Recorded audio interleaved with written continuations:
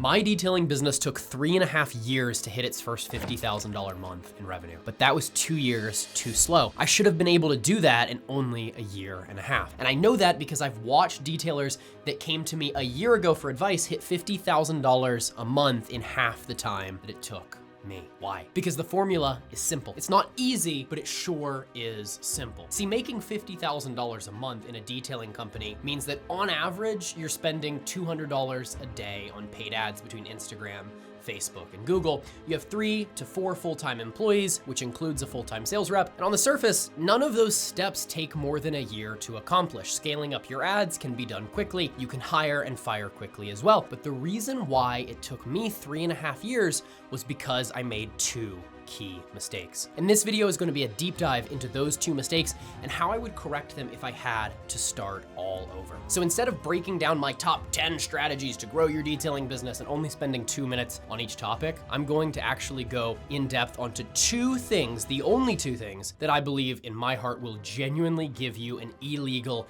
advantage over your competitors. So I know that when I put out long form educational videos like this one, it only actually gets watched by the people with longer attention spans who truly are serious about growing their business. So whether you're making less than 10K per month in your detailing business or stuck between $20,000 and $30,000 a month, these are the 2 strategies that if you leverage properly will leave all of your competitors jealous of your growth. So by the end of this video, you're going to have a full understanding on how to weaponize marketing principles and tools that your competitors don't even know about. Because if we're being honest, 99% of detailers don't even know how to market their services correctly, so it's very easy for you to have a competitive edge on everybody else. And then the other side of things that we're gonna cover is how to make sure that you're building a team, hiring and training employees in the right way so that you don't go through people every couple of months. Because my biggest struggle in my detailing business was when I was stuck between $10,000 and $20,000 a month because I had to hire a new employee every 2 to 3 months because they would either quit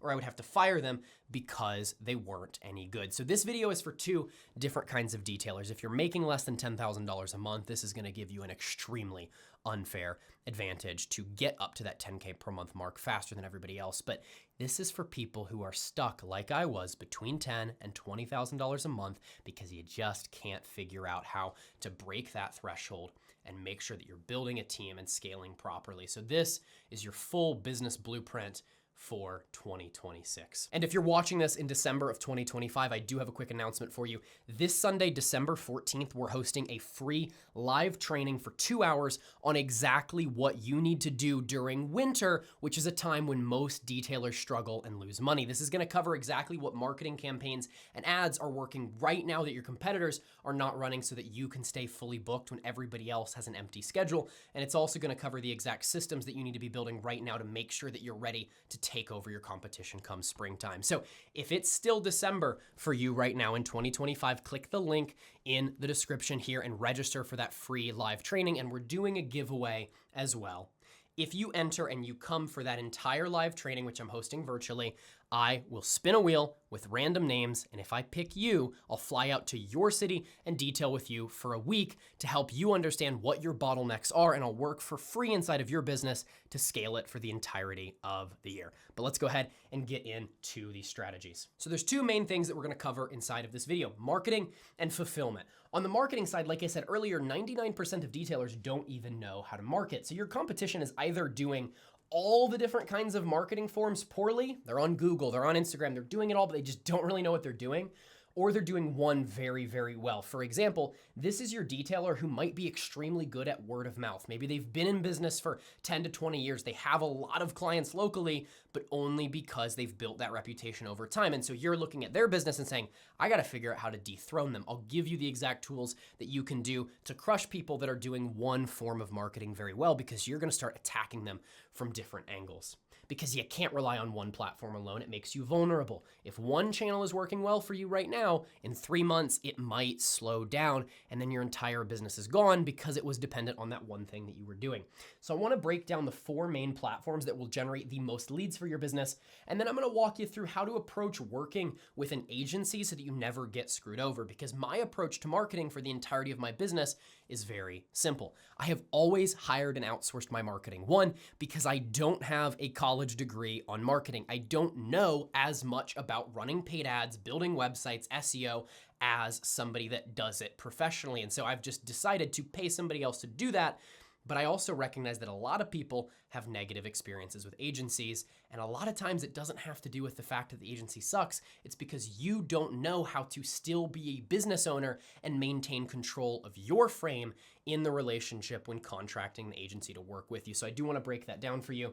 And then the other side of things that we're going to talk about is the fulfillment, because realistically, it's pretty easy to schedule and get yourself fully booked out. You can do $10, $20, $30, $40, $50,000 a month if you're just spending enough money on ads and running the right kind of ads. But the hard part becomes when you have to hire and fulfill, because you can do $10,000 a month worth of details by yourself, but you can't do $20,000 a month worth of details by yourself. You have to start building a team and an infrastructure to start scaling. And so I'm going to actually spend the first part of this video walking through exactly how you're going to hire and build a team this coming year. And then we're going to talk about the marketing, because like I said, the marketing side, it's the simpler part. I want those of you that are stuck between $10,000 and $20,000 a month to see exactly how you're going to maybe take the one employee that you have and turn it into 3, 4, 5 full-time employees by the end of the year. Or maybe you don't have an employee. I'm going to show you exactly how to get your first person and scale that team. And then we're going to cover the marketing side of things so that once you have a team built, you can fully stack out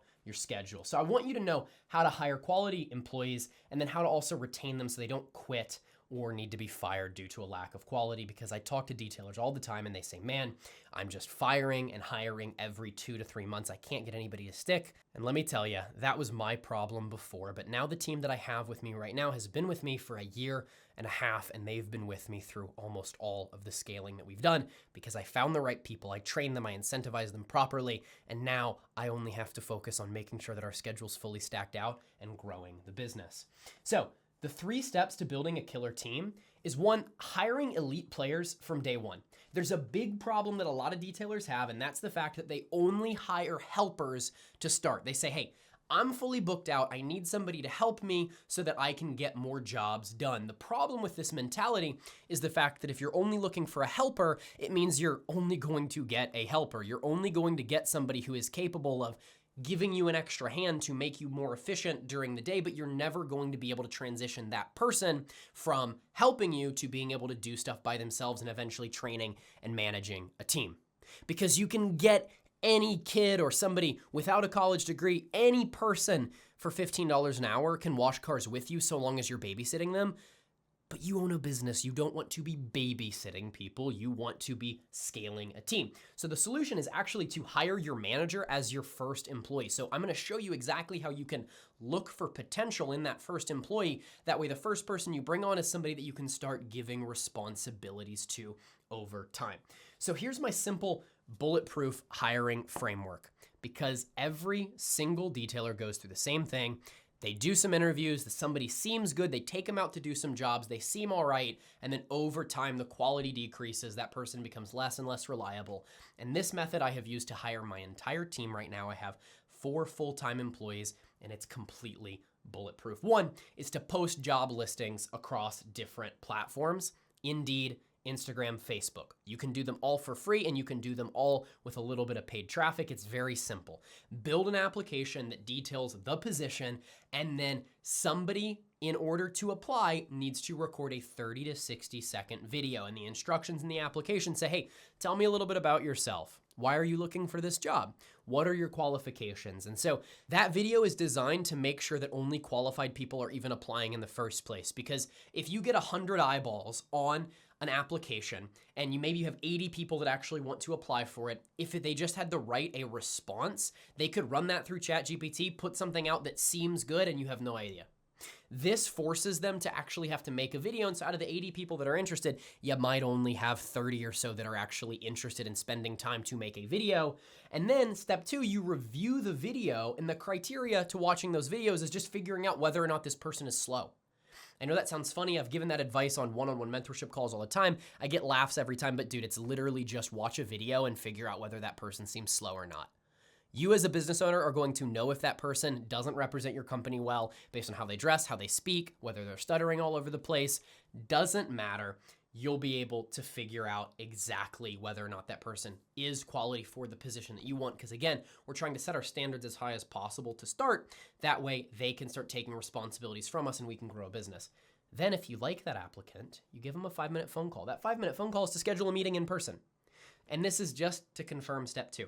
If I watch a video and you apply for my position and you seem smart, you seem educated, you seem like you're able to do the job well, you're passionate, and then I give you a phone call and you seem entirely different than you did over the video, it would tell me that you spent a whole day doing takes, rerunning the video in order to get something perfect, and you weren't being authentically yourself. And so 1, watch the video. Does the person look good? 2, give them a phone call to figure out whether or not, even if they looked good, were they being authentic or were they putting on a fake front? And so those things alone keep you from going through so many different interviews, bringing so many people out on the field, and you can just figure out who you want to actually get a coffee meeting with. And this coffee meeting is where you're asking regular interview questions like, hey, what have you done in the past? Why are you interested in this position? What are your financial goals? What are your skills? What makes you think you're qualified for the position? Those things.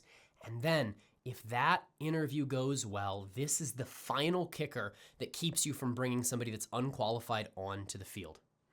This is, at the end of the day, you give them a call and you say, hey, really appreciated you meeting with me today. I think we're considering you. Tomorrow, can you come back to the same coffee shop at this time?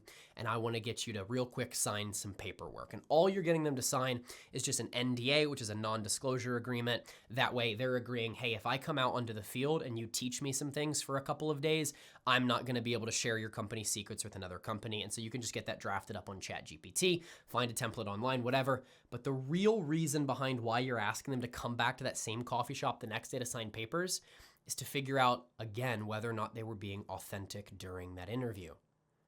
What if they show up to that coffee meeting the second time and they're in sweatpants, a baggy t-shirt, they're not dressed well, they're not presenting themselves well because they think they already got the job?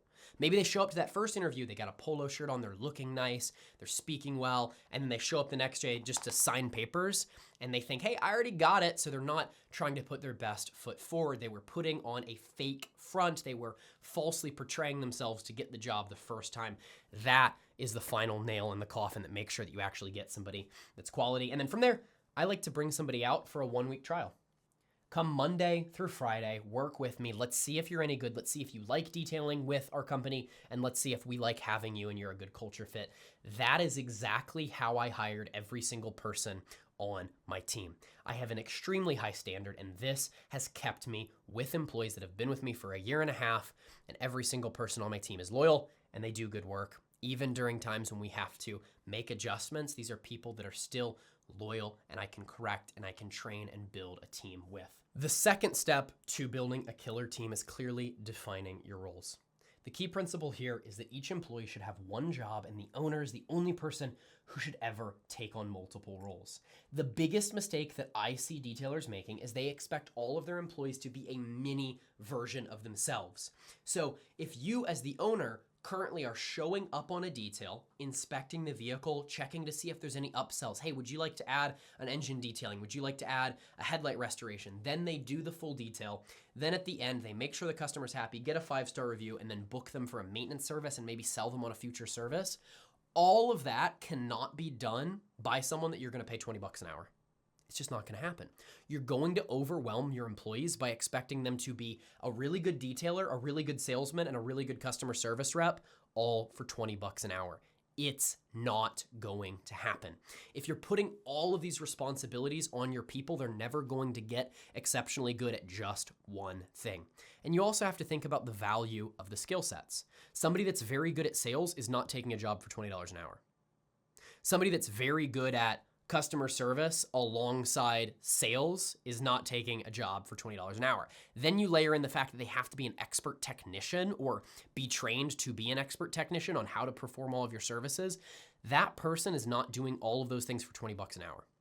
So it's much better to start segmenting and understanding that you need to build out a team that has multiple different kinds of people. You as the business owner, if you're working solo or you were working solo, your responsibilities are as follows. You're filming your ads, you're taking your sales calls, you're following up with customers, you're collecting your invoices, you're doing your details, you're showing up, you're upselling, you're making sure they get booked on a maintenance plan, you're making sure they're happy, you're doing all of those things. you'll never find a mini me. So what you need to do is start building out this pyramid. This is an example of what everything looks like visually. At the bottom of the pyramid is detailing. That's the first thing that you can hire out. Get somebody that you can train to be very good at detailing, and then you as the owner need to be the one making all the phone calls. You need to be the one showing up at the start of jobs to inspect the vehicle, see if there's any upsells, build relationship, and then you need to be the one to come back at the end of the job. Even if your detailer's fully capable of doing everything by himself, you need to make it a point to come back at the end of the job to make sure the customer's happy, to get them sold on any future maintenance plans that you have. However you run your business, you can't have your employees do all of that. And so over time, you're gonna have a detailer, you're gonna have multiple detailers, then you're gonna hire a sales rep. So then you're gonna remove sales from yourself, and then she or he is going to be the one calling customers, selling them, calling them to upsell them after your detailers upload inspection pictures. That's her role, and you're now no longer gonna be detailing or doing sales calls. And then eventually you're gonna hire a manager who's gonna be training the new employees. And ideally your first detailer becomes your manager, and then you hire somebody beneath. Because again, if you're giving your employees all of these different responsibilities and expecting them to be a mini version of yourself, they're going to quit. So, simple exercise for you. Clearly write out every job in your business. Detailing, sales, etc. Every single thing that has to take place in order for a job to get done, and then document exactly how you want everything done as well. How do you want your full detail process to happen? What are the step-by-step procedures that somebody has to go through in order to deliver the finished product that your company promises to your customers? What's the exact sales script that you want your salesperson to fulfill? These are all of the things that you need to spend your spare time doing. If you have a slow day, you need to sit down and write out at the top of a piece of paper, sales script, and then write out exactly what that is. Full detail, write out exactly what that is, because you're not always gonna have free time. I would much rather you take an empty day right now to write out your processes, and then in the future, when you have employees, you can give it to them rather than hiring employees and going, well, I don't have any processes written out, so now I need to stay up extra late and cram in building my systems while I am trying to hire people. I'd rather you have it done now before you get to that point. And again, you're slowly gonna be replacing each role one at a time. Now, my only responsibilities in my business are marketing and admin. I do my finances, I make big decisions, I film ads, and I do general admin, make sure everybody's doing good. I have somebody doing my sales calls, I have a manager, and then I have 2 full-time detailers. So that's a team of 4 that are each doing different things. I don't have one person doing it all, right? Because then people are going to quit. Now let's talk about incentive structures, because people all the time are talking about giving their employees bonuses for certain things to motivate them to do the things that they want them to do. A couple of problems arise with this. One, not every employee is going to be the same. Some people are motivated by time off because they have a family and they want to spend time with their family. Other people are completely and utterly motivated by money.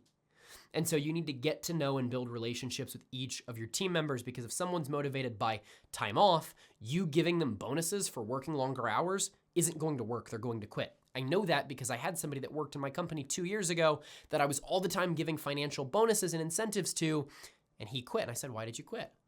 And he said, well, I can't be working on Saturdays. I can't be going home at 6 p.m. I need to be going home at 4:35 like I thought that I was going to be doing, because I thought this was a regular 9 to 5. And I'm like, dude, you're making more money. You're a young guy in your 20s. Why don't you want to make more money? I was projecting my goals, because my goals are financial, onto him. So that's the first thing to understand. But the next thing is that a lot of people, they think that giving people financial bonuses is going to motivate them. If I give you $5 per review, you're going to get me reviews. If I give you 10% of all upsells, you're going to get excited about the commissions. You're going to be upselling more people. That is not always the case. The problem here is people get complacent the more money they make. Even as an entrepreneur, there have been periods in my career where I've made more money for a couple of months because business has gone really well, and then I start getting lazy. Any point in my business where I have given too much financial incentives, I find that if they do really well for a month, the next month they slow down because they made an extra $500,000 based on all the bonus structures. I had a guy come to me recently and join my program. He's doing about $20,000 a month, and he's got 2 full-time employees, and he's like, I'm doing $20K per month and I'm only paying myself $2,000 a month. I'm like, dude, what are you doing? And he showed me his entire pay structure. He's got his employees at an hourly rate. Then he has a commission for upsells. Then he has an amount of money that he gives them per 5-star review. Then he has all of these different things. If you get a job done in under X amount of time because he's trying to incentivize efficiency, then you get an extra $10. And all of these things were meaning that he was spending $12,000 a month on payroll between 2 employees. Way too much. And the thing is, they weren't grateful for it either. They were at a spot where they were getting complacent and they were slowing down and they were just taking all of the money. And so this is actually the way that I like to incentivize my guys. I call it the lifestyle model. I ask myself a simple question, and I think you should ask yourself this question too. What can I give to my team that they physically cannot get at another job? Because any job can pay someone bonuses. Any job can say, if you do X performance, you're gonna get Y amount of dollars in return. But not every job makes a big trip out of a training. For example, we had a training at the start of this year where we went and flew out and learned paint correction and ceramic coatings. We did it in Miami, Florida. I booked a baller Airbnb for $1,000 a night for the weekend, spent $3,000 on that, rented a Lambo, did all of these fun things. The total trip cost me like $4,500 for the whole team. And if I spent $4,500 on bonuses for the entire year for 4 full-time employees, that would be $200-300 per employee every single month, which is what I probably would have paid them anyways if I gave them financial bonuses. And the thing about the financial bonuses is they get complacent with that. And it's not exciting, it's not unique. And so if I'm able to give them a unique experience that they cannot get anywhere else, it increases retention. I can set goals and say, look, if we get X, Y, and Z performance over the next couple of months, if we hit this goal, the next training that we do to go out and learn PPF, to go out and learn window tint, let's book a sick training. Let's go do an awesome trip and build it around this training. Like next month in January, we're going to Seattle to go do a training at a friend of mine's shop, and I'm booking a nice cabin. We're gonna do some nice dinners. That's how I reward my guys. I call it the lifestyle model for incentives. It is far more effective than just throwing money at people, because a lot of times detailers think if I just give them more money, they'll do a better job. That's totally and utterly not true. You need to figure out, hey, what's exciting for them? What can I do to give them awesome experiences? That way they never want to leave. I'm telling you, it works. Now, a couple side notes before we move into the marketing portion of this. 3 books that you should read. They're all by the same author, Patrick Lencioni. These 3 books are The 5 Dysfunctions of a Team, The Advantage, and The Ideal Team Player. They're all about hiring. They're all about building a team, and they're all exceptionally good. I have learned a lot from just these 3 books alone. So if you take anything away from this video, it's go on Amazon, order all 3 of these books, get them as an audiobook, and just rip them while you're detailing as well. Now to move on to the marketing side of things, because once you know how to build a team, it's only a matter of manipulating different variables on both Google and Instagram to make sure that you're fully booked. So let's talk about the 4 highest leverage marketing channels. If you're still trying to get business by doing cold outreach, door-to-door, passing out flyers, just scrap that. I'm not even going to talk about that. We need to talk about the 4 ways that your ad spend is going to go the furthest. And it actually breaks down into 2 different parts of 2 different categories, Google and Meta. Let's begin by talking about Google. So there's both organic and paid Google. Organic Google is your SEO. It's your Google business profile. It's your website. Now, organic Google has to be set up well in order for paid Google ads to perform well. If you're trying to run Google ads and your website isn't optimized and your Google business profile isn't optimized, you're going to burn money on those ads. So we have to start by optimizing both the Google business profile and the website. And I'm going to show you exactly how we do that. So your Google business profile needs to be built out to 1, display authority, and 2, be convenient for your customers. So 1, you need to have it marked as a location near where your customers are, whether that's your house, whether you need to get a PO box or go get a virtual office. You need to make sure that you actually have an address on your Google business profile, because if you just have a service area, Google doesn't know exactly where within that service area you specifically are, and Google suggests businesses to people based on proximity. So for example, we live in one of the nicer parts of Leander, Texas, which is a suburb of Austin. And so from early on in my business, I was able to market and target the neighborhoods around me because I was in close proximity to them. You already know Google reviews are important. Let's talk about your website.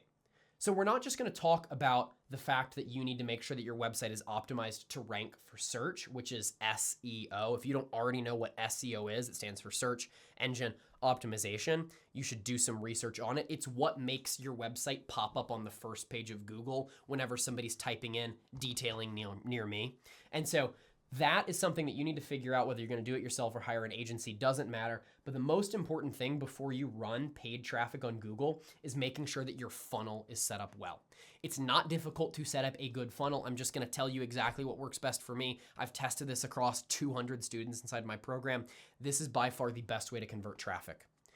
Let's talk about a CTA. A CTA stands for call to action. It's the big button that you have on your page that leads somebody to getting a quote. If your only button on your page is call now, the problem that you're going to face is people who aren't ready to make a buying decision are not going to reach out. They're going to look at your website, not call. You'll never know that they were interacting with your content. Or if it's late at night and somebody's just looking and they say, well, I'm going to call tomorrow, they're going to forget. You don't know that that person was on your website. If your only call to action is a book online button, the only people that are actually going to go through and do that are people that know exactly what they want and know that they're willing to spend money on your prices. You don't actually have a chance to interact with them and close them, because some people are going to visit your website and say, hey, $300 for a detail, perfect, I'll do it. Other people are going to visit your website, look at the $300 for a full detail and say, yeah, I don't know if I'm ready to do that. But if you gave them a phone call, you could convince them of the value, you could sell them on that service. And so if your call to action is just a call now, just a book online, just to learn more, anything that's one, either too direct or too vague, like learn more or see our services, those things aren't going to work. The one button that I have found that works the absolute best as soon as somebody gets on our page is start your quote. We have the option for them to book online. We have the option for them to call now, but start your quote pushes them down to this form here, which gives them all of the options. If you know what you want, you can book online. If you need to call us, you can call us, or you can submit the short form. And then we reach out to you. So regardless of what kind of customer hits our page, we're able to capture their information and either close them over the phone, message them, send them an email with a personalized quote. We don't let people hit our website without putting their information in, basically. And so if you're running Google ads to a website that just says call now and your Google ads start picking up in the evenings, you're not going to get any phone calls. You're going to waste money on clicks. If you're running Google ads to a website that just says book online now, the only people that are going to convert are people that know exactly what they want, know about detailing, and know that they're willing to spend money on your prices. You're not going to convert at a high rate if your funnel is not set up right. So the best way to actually do an audit on your website before you run Google ads is literally just to think, hey, I'm a customer. I'm looking at my website. Is it clear? Is it obvious what I'm getting? So if I just go to our website and run this exact exercise, I'm thinking in my head, hey, is it clear? Is it obvious what I need to do in order to get a quote? Yes, it is. Because I go down here, boom, and I can submit a form. I can look at all of the service areas. I can meet the owner. I can see exactly what services they offer. Is it clear and simple? Yes, it is. Now, as far as SEO is concerned, if I just go to Google and I type in mobile detailing in Leander, Texas, my company pops up. Number one for the Google business profile, and then two, we're number one on the website. So early on, I hired an SEO company to build out my website and make sure that it was ranking so I don't mess with it. And that exact same marketing company works with all of the students inside our one-on-one program. And so everybody gets a website that's built out similar to mine. Now, whether you're going to work with an agency or not, you still need to understand the basics of search engine optimization. So I would encourage you, no matter what you're doing for your marketing, you need to know how it works so that you can ask good questions. And we'll talk more about that when we go into the paid ads. So paid Google. Once you have a good funnel set up for your website and your organic traffic is performing well, you can start running ads. There's two different kinds of Google ads now as of this year. There's PPC ads and LSA ads.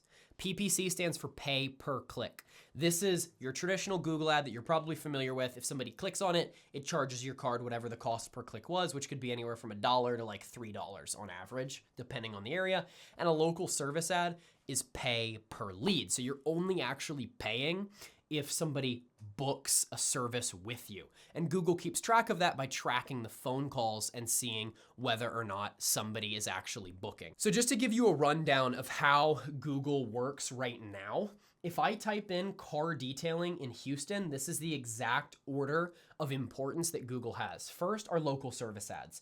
Local service ads pop up at the absolute top. And the reason why they pop up at the absolute top is because they have a verification process. You can see verified. This business has been verified by Google. Google has verified that this person has insurance and they have an LLC. Anyone can create a Google ad account and run Google ads. Not anyone can get approved for local service ads. So if your business is insured and you have your LLC and all of those things, you can submit it to Google and you can get approved for local service ads. So local service ads, one, are always at the top. The second most important part to Google is the regular Google ads. This is a traditional Google ad. This is a pay-per-click Google ad. So anytime somebody clicks on their website and goes through, and you can see, what did we say earlier? Your funnel has to be clear. Is this clear? I don't mean to dog on this person. If you're watching this video, this is my friendly advice to you. You got to revamp this website. This isn't converting. If you're spending $50 a day on Google ads, you're wasting all of it because every time somebody clicks on it and spends your ad dollar, they're not actually doing anything because this is not a very easy website to interact with. So anyways, your regular Google ads pop up beneath the local service ads. And then you have your Google business profile, which, like I said, it's very important to have that optimized and ranking well. And then you have your websites. And this is actually a student of ours inside of my coaching program. I believe this is Isaac's company, and he's doing very well. He's actually ranking above R3 Detailing, which is one of the larger companies in the area. And so that being said, this is the order of operations, right? It's local service ads, then traditional Google ads, then your Google business profiles, and then after that, it goes into your website and your SEO. And so spending money on ads guarantees you at the top because SEO, while it's still useful, the amount of ads that Google shows before they show the organic listings means that people have to actually scroll down in order to find an organic listing. So if you're only doing SEO and you're not doing Google ads, anyone that's running Google ads is going to always pop up above you. This is why I'm saying you need to figure out how to target from all angles so that you can become omnipresent. You want customers to find you no matter what platform you're on. And so if somebody in your area is crushing it with their organic presence, great. If you crush it with Google ads, you'll beat them. Even if it takes you a while to get your organic presence to be up to par with them, if you run Google ads, you'll be able to crush them. And so again, these local service ads, these are pay per lead, but you have to be verified with insurance. The reason that they're pay per lead is because Google tracks the phone number. These are running directly to the phone number. Somebody calls you, Google records that call. If that person books, it charges you for the call. For a regular Google ad, they click on your website, it charges you for that click. So if you decide to work with an agency, whether it's the company that I work with, who's available for all the students inside of our program, whether it's another agency, the most important thing to understand is even if somebody else is doing your ads for you or doing a service for you, you still need to check up on them. Say, for example, you have a detailing employee that has been doing very well for 3 months. If you stopped talking to him for 3 months and just let him detail, paid his paycheck, and that was it, chances are in 3 months, he would not be as good. He'd be having problems. All of these things would be going wrong. And you'd go, what happened? You were really good at this. It's important for you as a business owner to be checking up on your people. Whether that's an agency that you work with or a full-time employee, you need to be scheduling regular meetings. There are plenty of times inside of my company where our ads are slow. We're actually coming out of a period of a couple of weeks where our ads haven't been performing very well. But we're able to correct it very quickly because I'm meeting with my marketing team every week and saying, hey, what's working and what's not? So whether you do stuff yourself or you work with an agency, you need to be educated to actually make sure you're asking the right questions and figuring out why something's working so that you can replicate it next month, or to figure out why something's not working so that you can help troubleshoot. If you just leave an agency to it, they might do well for a couple of months and you might notice, hey, after those couple months, I'm wasting money. My ads aren't performing any well. What on earth's going on? Constant communication is so important. You can't be lazy. You can't set something and forget about it. There's no such thing as fully passive income. Yes, on my channel all the time, I talk about how my detailing business is quote unquote passive income because it produces money without me having to detail. Well, I still have to make phone calls. I still have to do meetings. I still have to look at data and reports to make sure that I know exactly what we're doing. And that's something that no one in your city is doing. None of your competitors are looking at data. They're all just letting something ride. If you can do these things well, you're going to have an unfair advantage. Now, let's talk about meta ads and let's talk about organic meta.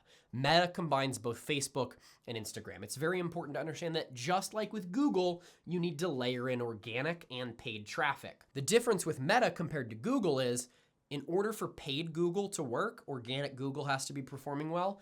In order for organic Meta to work well, paid Meta has to be working well. A big mistake that I see a lot of detailers make is they just post content on Meta. They post content on Instagram and Facebook and they expect people to reach out. Doesn't work that way. You're not gonna get predictable income just by posting content, posting silly reels about detailing, posting details that you've done, ceramic coatings, paint correction. You're not gonna get bookings from that. What you are gonna be able to do with organic meta is if your Instagram profile is set up well, like Sydney Ceramic Coatings, a student inside of our program, people that watch an ad are gonna look at your page and go, oh my gosh, this is the person that I want to detail my car because they're professional. Everything looks nice. So let's actually break down a couple of things. One, let's break down our paid meta ads. Jeff Bezos owns your business. So you have to obey him. You have to listen to Jeff Bezos. You have to listen to Mr. Jeffrey. Okay, what I mean by that is the algorithm is changing all of the time. If you're not educated on the changes that are taking place in the algorithm, you're not going to be able to make ads for Instagram and Facebook that are going to make you money.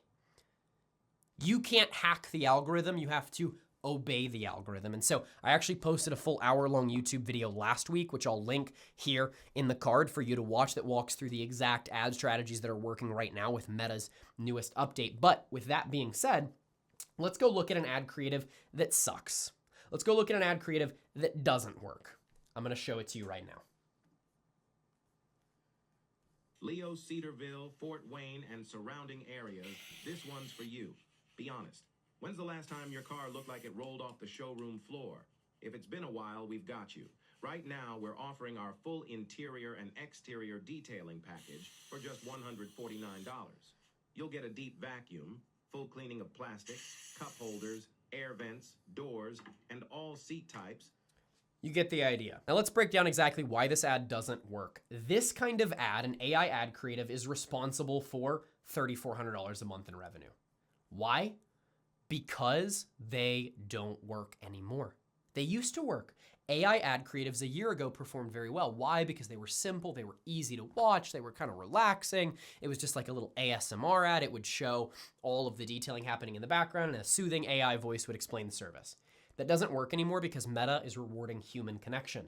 And so people that fail to adapt and are running ad creatives that no longer perform well are always going to be stuck behind. So if you're not paying attention to the newest updates every couple months with Instagram and Facebook's algorithm, you're never going to succeed.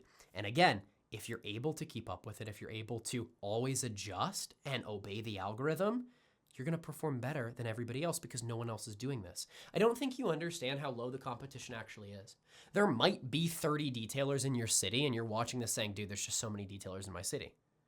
No one's doing any of these strategies. It's not that hard to be number one. It's not that hard at all. It took me 3 years. I think I could have done it in a year if I knew what I knew now. So now let's go look at an improved ad creative that's responsible for, just a couple of months later, my student hitting $20,000 in a month, just shy of, with this ad creative right here. So you've been thinking about getting a ceramic coating. My name's Paxton. I'm the owner of Golden Mobile Detailing here in the Fox Valley, Wisconsin. And my goal of this video is to show you exactly what to look for when choosing a ceramic coating. The first purpose of a ceramic coating is obviously the hydrophobics. The water beads right off the paint.